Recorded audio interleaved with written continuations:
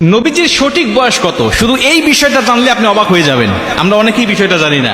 জিবরাইল আলাইহিস সালাতু ওয়াস সালাম একবার নবীকে জিজ্ঞেস করলেন, ইয়া রাসূলুল্লাহ, আপনার সঠিক বয়সটা কত একটু বলেন তো।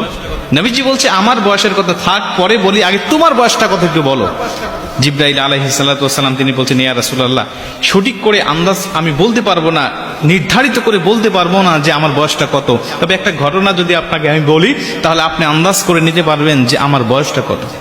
নবীজি বলছে, বলো তো দেখি তুমি কোন ঘটনা শোনাতে চাও। তিনি বলছে, ইয়া রাসূলুল্লাহ, আল্লাহ রাব্বুল আলামিন আরশে আজিমের নিকট একটা তারা উদিত হতো।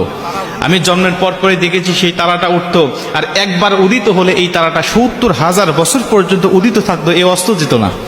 আবার ৭০,০০০ বছর পরে যখন অস্ত যেত, এই অস্তবিত হওয়ার পরে সে ৭০,০০০ বছর পর্যন্ত অস্তবিত থাকতো, সে উদিত হতো না।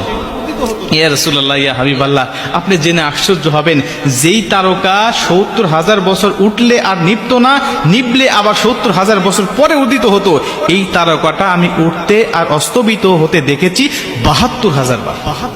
আমরা অনেকেই এই ঘটনা শুনলে পরে অবাক হয়ে যেতাম, আরে তাহলে এত বয়স তার, জিবরাইল আলাইহিস সালাতু ওয়াস সালামের এত বয়স, যে ৭০,০০০ বছর পর যেই তারকা উদিত হয়, আবার ৭০,০০০ বছর পরে যেই তারকা অস্তবিত যায়, এই তারকা নাকি উদিত হতে আর অস্তবিত যেতে সে দেখেছে ৭২,০০০ বার। তাহলে কত লক্ষ হাজার বছর বয়স তার।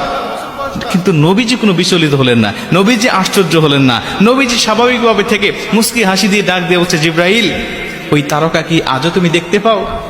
জিবরাইল বলছে, ইয়া রাসূলুল্লাহ, না, আমি আর দেখতে পাই না। নবীজি বলছে, ওই তারকাটা অন্য কেউ নয়, ওই তারকাটা ছিলাম আমি নবী, আমি নবীর নূর সেখানে উদিত হতো। মুসলমান ভাইরা,